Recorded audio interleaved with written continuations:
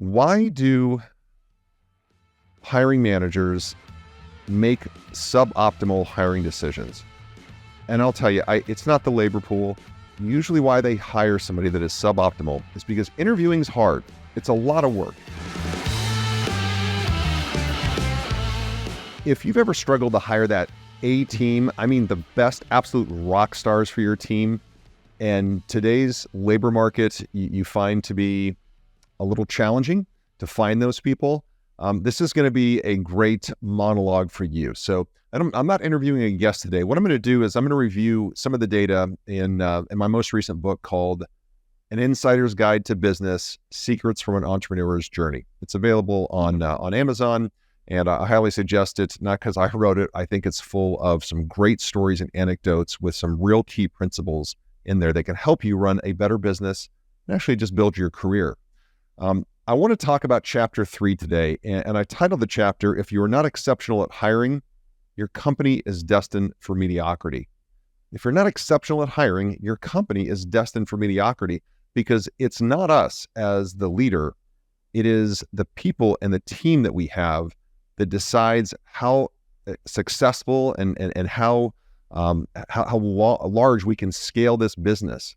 Without the right team, it's almost impossible. In fact, I would argue it is impossible to scale at any level. You can be a solo entrepreneur up to, a solopreneur up to, a couple $1 million, but to get above that, you absolutely need a great team that can help you and do the things that maybe you're not an expert at, or that you can allow you to focus on the bigger picture. So I talk about hiring for traits, and I've made content on this before, and it's because I'm so passionate about this. Hiring for traits is what we should be doing when we're interviewing, but so many people look to hire for experience. And experience could be 10 years of growing levels of responsibility, taking on more and more challenges, and helping the company and being the person that was not only on the ship, but steering the ship in a given project or a given department or division.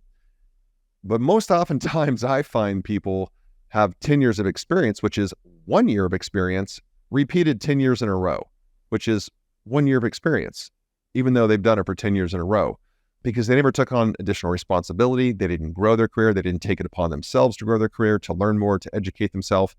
And too often we look at experience as the key driver in our hiring decision. And that's wrong. You should really be looking for traits. And traits would be, do they have work ethic? Are they able to solve problems in an innovative way? Do they function well in a team? Are they collaborative in nature? Do they have integrity? Do they show grit? These are traits, and traits are very, very, very difficult, I would argue, impossible to train to, because you can't put in what God left out. That's actually one of my little call outs here. You can't put in what God left out. So don't even try. Don't waste your time. Find the people that already have those traits, because the skills, selling skills, operational skills, training, classroom training style skills, running ads, financial management skills, all those can be trained. Of course they can be trained. That's what they teach in schools. But traits cannot be trained. Traits are, you either have it or you don't by the time you enter the workforce. And we can't put in what God left out. And if that person's parents didn't, teach them a work ethic and instill that in them, you're not going to. And if you could, it would take such a disproportionate amount of time to do so. It wouldn't be worth your effort. So I want to get into how do you actually interview somebody? And I can tell you that most often, I would say 80 to 90% of interviewers are doing it at such a superficial level. They're asking questions like, well, what are your strengths? Well, what are your weaknesses? Well, let me guess. Your weakness is you're a perfectionist and you work too much. It's so obvious what so many of these people are going to say, and you know it and they know it. So it's really a futile exercise. So we don't want to ask general questions. We also don't want to ask hypothetical questions. What would you do if you come to work here and this happens? Hypothetically, what would you do? Well, that's a hypothetical answer.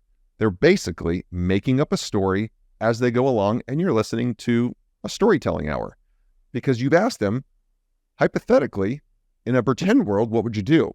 A much, much better way to do it is competency selection interviewing. I would highly recommend that if you're not trained in competency selection interviewing, behavioral interviewing, to Google this, go on Amazon. If you go on Amazon and buy my book, An Insider's Guide to Business, buy a book on competency selection interviewing at the same time, get them sent to you at the same time, because competency selection interviewing, and I talk about it in depth in my book, is so much more effective at identifying traits, not skills, traits.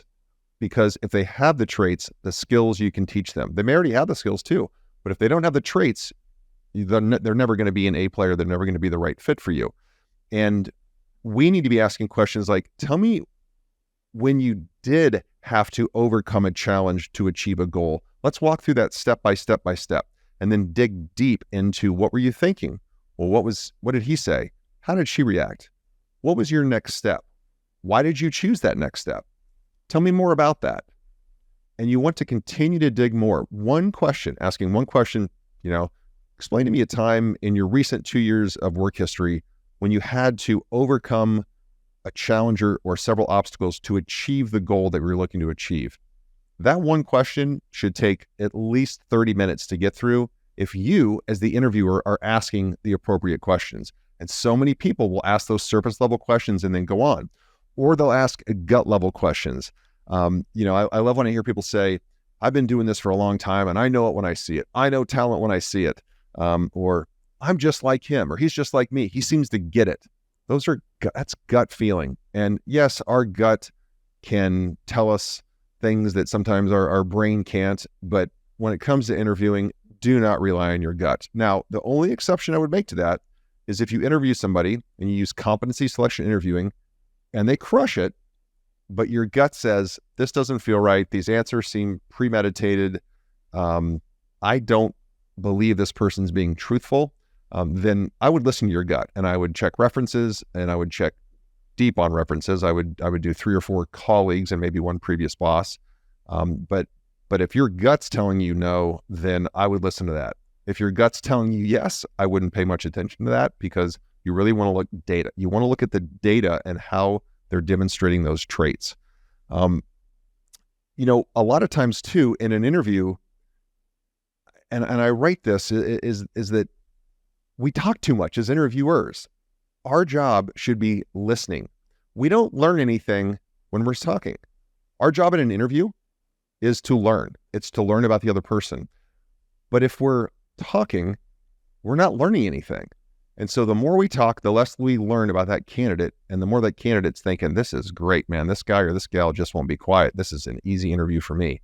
So if you're talking, you're not learning.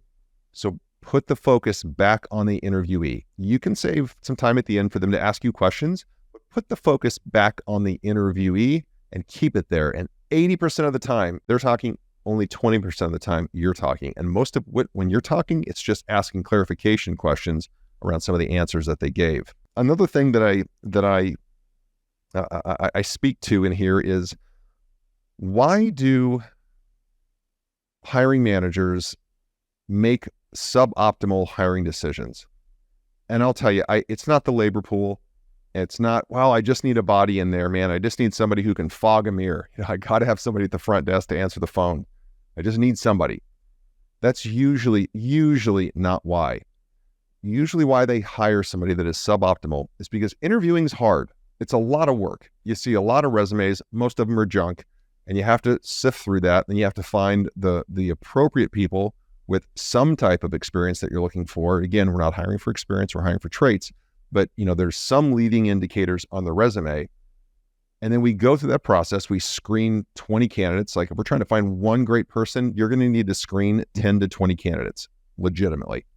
So let's say 10 at the minimum. You've screened them on the phone. Maybe you've done a Zoom call with them. I always love a phone screen, then a Zoom interview for about 40 minutes, and then an in-person interview for an hour to 2 hours. And that person is also interviewed by multiple people in the office. By that time, you know about the candidate, they know about you. That's a lot of work. Which means what'll happen is if you have 1 or 2 final candidates and you get near the end, and then you ask the tough question behind the question. Well, why didn't you do that? Or wait, that doesn't make any sense. That doesn't jive with what you just said before. We're afraid to ask that question because it could then knock that candidate out. It could then disqualify that candidate for our hiring process, which means as a hiring manager, we're back to square one. And we don't want to go back to square one because it's a whole boatload of work. And so all too often, we'll make a suboptimal hiring decision and say, well, person really doesn't show grit and tenacity, and they really didn't show any evidence of innovative problem solving, but I can probably get by with that. You know darn well you're just going to repeat this cycle 6 months later or 3 months later. It's going to cost you a fortune to train that person. You're going to fire that person, and then you have to bring in you have to go through the whole process again, bring in a new person and start all over, and you've lost 6 months and a whole lot of money. It's better to just say, this is not the right person. I'm moving on. And yes, that means I got to go back to the pile of resumes. I got to run another job ad or multiple ads on multiple platforms. I have to work my network to find the right person. But when you find that A player, it changes the game in your business, because A players want to work with other A players. So just think about this. When you hire an A player, then all the other A players in your business level up even more. So they're already at A level. They go to like A plus level because A players love to work with other A players. Look at any sports team, any professional sports team. Look at the best, most talented musicians. They want to play with the best, most talented musicians, and it raises their level of playing and their creativity. Same thing in business. B players hire C players. So think about this. A players hire A players, and A players want to work with A players. If you hire a B player and then they're in a leadership role, a B player is going to hire a C player so that they feel like an A player, right? The B player now feels like an A player because the C player can't even run at their speed. And that's happened a lot. In fact, that's not even my thesis. That's Steve Jobs, former founder and CEO of Apple, has a speech on this, that A players hire A players. They love to work with A players. B players hire C players. You hire enough B players, your company becomes full of C players in a very, very, very short order. It's a slippery slope. That's why hiring is so, so important. A well-run interview is designed, and again, I'm taking this right out of my book here. A well-run interview is designed to find reasons not to hire a candidate, not reasons to hire a candidate. A candidate will only be hireable if you cannot find reasons to not hire that person. Does that make sense? So we want to assume that somebody's coming in, they have a fair shot, right? That we're going to give them the same interview. It should always be the same interview we give every single person, so it's fair and equitable. And we can also get the best data out of that and collect the best data. But a well-run interview is designed to find reasons not to hire a candidate versus rationalizing why they should be hired. If you have to rationalize why you should hire someone, that's not the right candidate. If you can't find a reason not to hire them, you've just found your person. And it's a different way of looking at it, but we continue to find reasons like, yeah, she's great, or she had a lot of energy, or this. Okay, that's fine. That's great. Those are table stakes. What reasons should we not hire her? What was the evidence that we shouldn't hire her? I couldn't find any. Yeah, me neither. Yeah, I couldn't find any either. She's our gal. She's our gal. So again, straight out of the book, An Insider's Guide to Business, Chapter 3, if you are not excellent at hiring, your company is destined for mediocrity, because your B players who are in a leadership role will not hire B players. They will hire C players, and your company will very quickly go into the middle of the bell curve and be mediocre. And there's not a lot of profitability in a mediocre company, if any at all. So hiring is one of the very first things that you should take seriously, invest time, effort, and resources into. Train any of the leaders in your team who will be interviewing, or even on an interview panel, how to do competency selection interviewing. Throw the old way out. I'm telling you, it's outdated and it's not serving your company well or you well. Do competency selection interviewing. Do it a very standardized process. Have a 3-step interview process at minimal, even for an entry-level employee. A longer process for a C-level. And ensure that we're looking for reasons not to hire versus rationalizing why we should hire. Do that, and you are ahead of 90% of the world when it comes to hiring a team. Good luck. Thank you for tuning in to the ThriveMore podcast. Don't forget to take a look at the show notes for any of the resources that we mentioned during the podcast. And if you haven't already, be sure to hit the subscribe button and turn on your notifications so you have access to the latest and the greatest. You can connect with me on any of the socials at Real Roger Martin. And be sure to check out our website, ThriveMoreBrands.com. There you'll find information on the brands we support and information on franchising. Thanks again for tuning in.